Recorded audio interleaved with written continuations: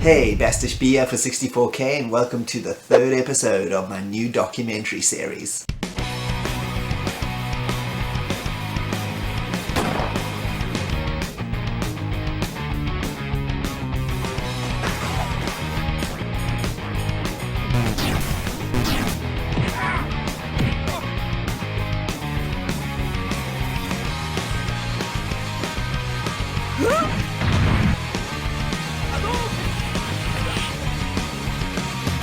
Welcome to 64K. Hosted by Bastish B.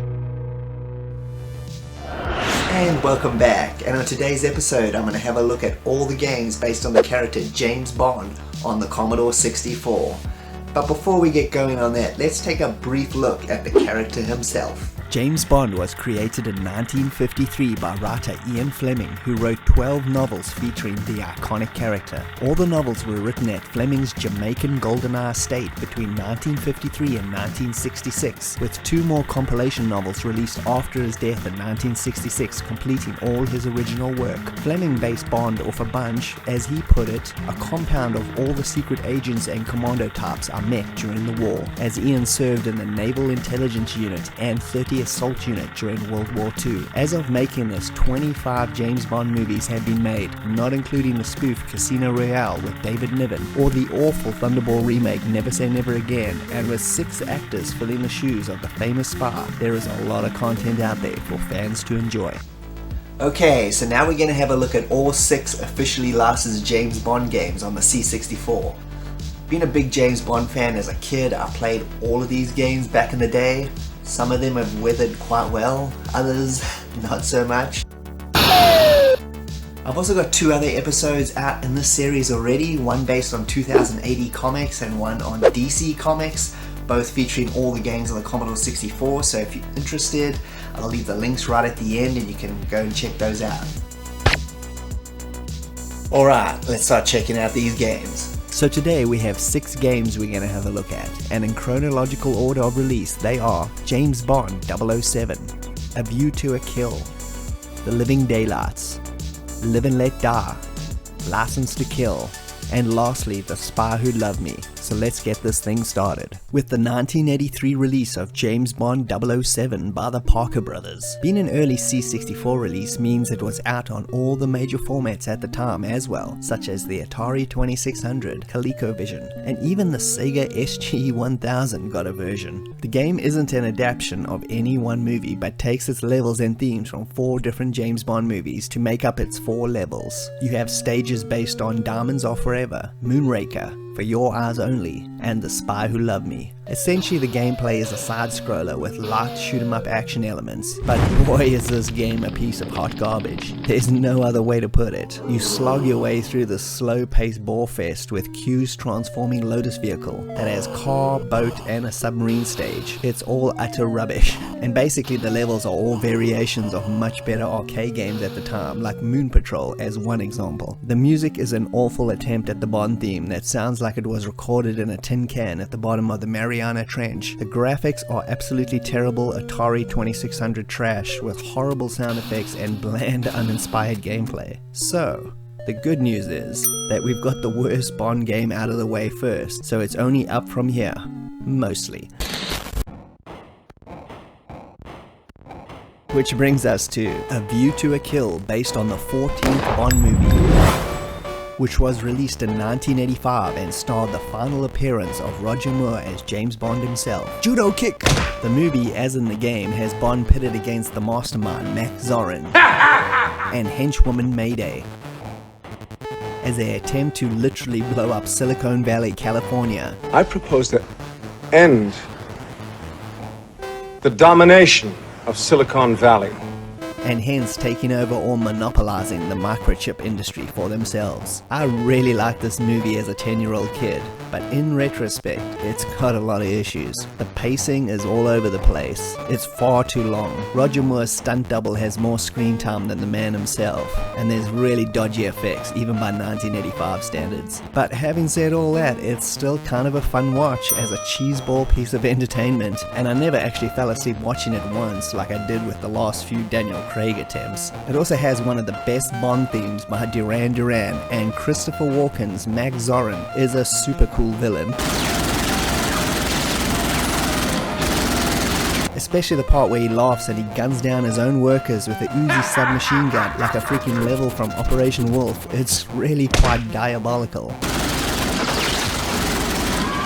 And Grace Jones as Mayday, the henchwoman, is actually quite good and has way more depth than this type of character usually gets.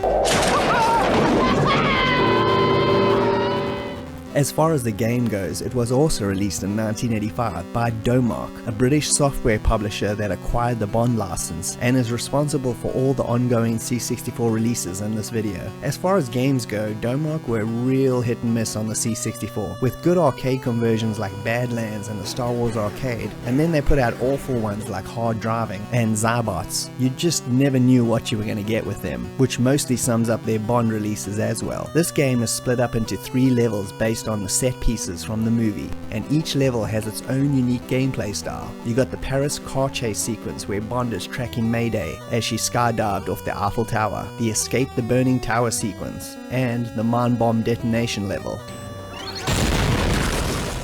I always really appreciate a game when it does multiple gameplay styles, but that doesn't mean it always works. The driving sequence is extremely tedious at best, the tower escape adventure level is slow and boring, and the mine level, which is by far the best sequence, and that's mainly because the level sports a pretty good rendition of the Duran Duran theme tune by Anthony Crowther, whose Bond theme in the opening sequence is also pretty good. The graphics are a bit of a mixed bag as well, with nothing great or nothing too terrible. Gameplay is messy, and overall the fun factor is just not here. They gave it a pretty good shot though, but it just doesn't come together as a consistent game, so it's best just to avoid this release, just like the first Parker Brothers game.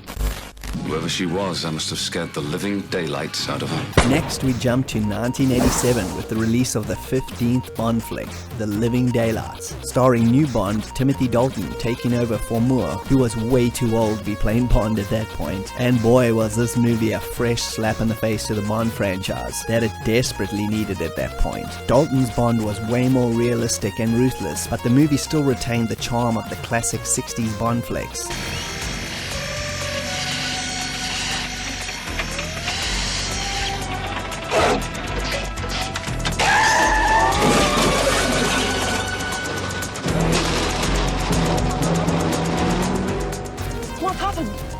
Salt corrosion. While dialing back the ridiculous world domination plot that had become standard at that point. The story involves arms smuggling, a systematic murdering of British spies, and the heroin trade, which all tied together with the main bad guy, Whittaker. It's a brilliant Bond flick with awesome locales, Dalton's fantastic Bond portrayal. There's nothing but playboys and tennis pros. If only I could find a real man.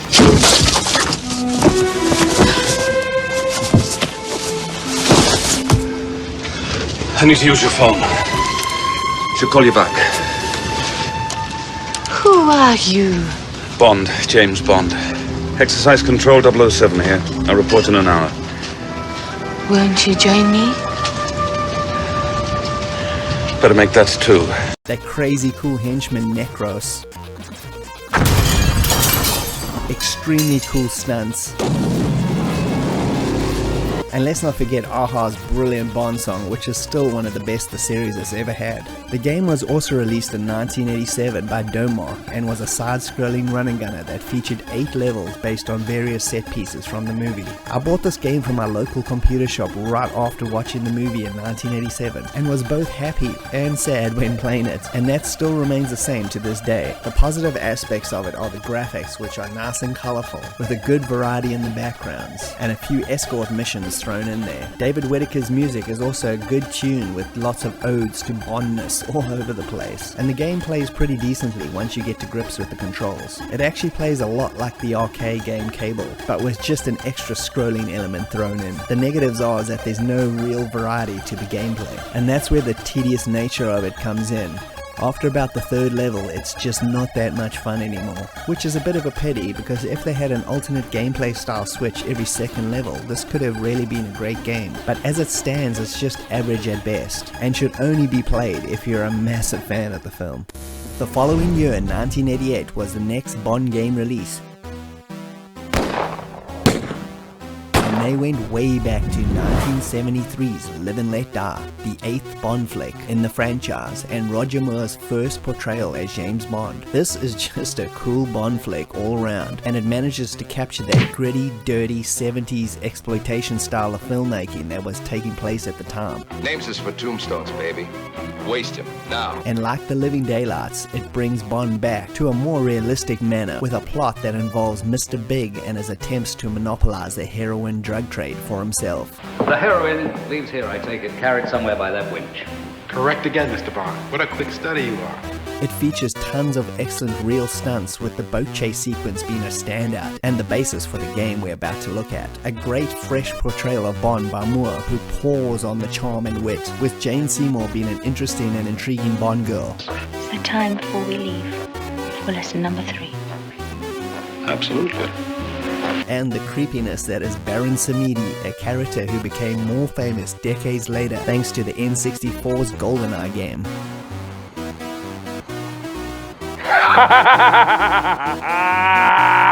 And to top it all off, the excellent theme song by Paul McCartney. This time Domark turned to another British company, Elite, who were mostly known at the time for doing arcade conversions like Commodore and Space Harrier, and acquired a game they had in development then called Aqua Blaster, which was a game programmed by the same team that did Elite's Buggy Boy arcade conversion. They would go about changing assets here and there, with Mark Cooksey, an Elite music veteran at that point, providing some great Bond tunes for the game.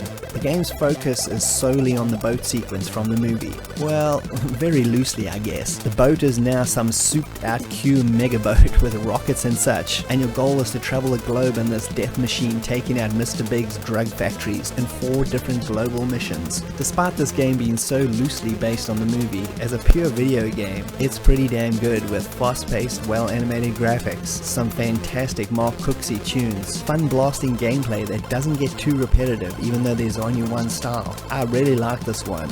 It's as loose as an adaptation can get, but as a game it works really well and is worth checking out. It's basically Buggy Boy with weapons. The following year, in 1989, we saw the release of the 16th Bond flick in the series, called License to Kill, with Dalton back as Bond. And what business is that? I help people with problems. Problem solved.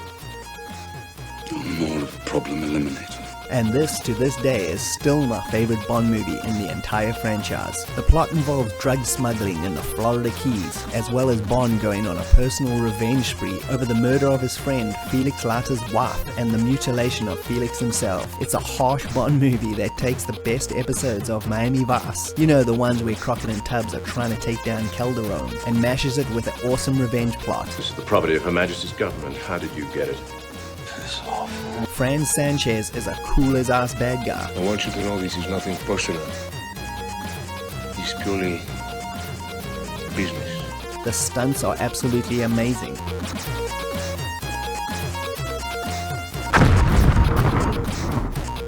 Benicio del Toro is a creepy-as-hell henchman, and the movie has mega violence galore. It's basically got it all. In 1989, saw Domark also release the official License to Kill game, and finally, they got it right. The game is a top-down running gun and shooter mashed together, with plenty of style and subtle gameplay switches between all the levels. Helicopter chases, skiing, on-foot running gun action. It does every level very well and is extremely fun to play. It sticks to most of the major action sequences while expanding the smaller ones as well. The graphics and animation are really good. I love the music by David Whittaker on the title screen, and the gameplay switches are easy to get to grips with control-wise, making for a smooth gameplay experience. Zap64 magazine were also fans of it, and it received an overall 80%. It's definitely the best Bond game on the C64 without a doubt.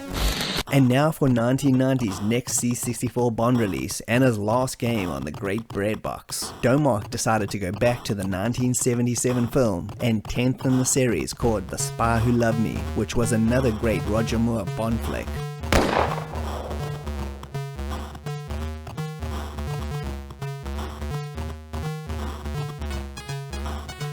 And one of his best overall. The plot, unfortunately, is the good old world domination rubbish that was all the rage back at that time, with bad guy Carl Stromberg attempting to flood the world so that he could create a new society underwater for no apparent reason. Within minutes, New York and Moscow will cease to exist. Yeah, I know, it's insane, and they even released the exact same plot for the next movie Moonraker, but just switched underwater for space and thought nobody would notice. I'm watching you, Cubby. The movie, though, is an extremely entertaining watch with good humor and action, the introduction of Jaws as a henchman, and that transforming Lotus sports car that becomes a submarine. It's Bond cheesiness at its best. Domark's 1990 game is similar in style to License to Kill, with it being a top-down racing shooter combo, but just because it worked so well before doesn't mean that lightning can strike twice. So let's get this weird title loader screen out of the way first. I mean, what is even going on here? It is so bad. The C64 is usually blessed with the best loading screens, but this just looks weird in 1,000 different ways that I'm not even going to bother to explain. So let's just move on to the game, which takes place over 4 levels, with a car, boat and submarine stages making up all the switches. Unfortunately, with the conversion, Domark decided not to include the Operation Wolf style shooting gallery sequences that were in the Amiga version, which is really unfortunate and would have added the much needed variety to this game. The gameplay is also all over the place. The car level, while looking good, plays really weirdly, and the screen never follows the car properly, making death almost certain. The boat sequence is largely based on pure luck, and the submarine shoot-'em-up sequence at the end being the only cool part of the game, but like they say, too little too late at that point. It's really a wasted opportunity here and a sad way to end the C64 Bond games. It's definitely not the worst, that honor goes to James Bond 007 by a country mile, but it's just a big sloppy mess when it comes down to it. Nice graphics, generally speaking, are its only decent factor. This is just another Bond game that you should really just skip and go and rewatch the movie instead.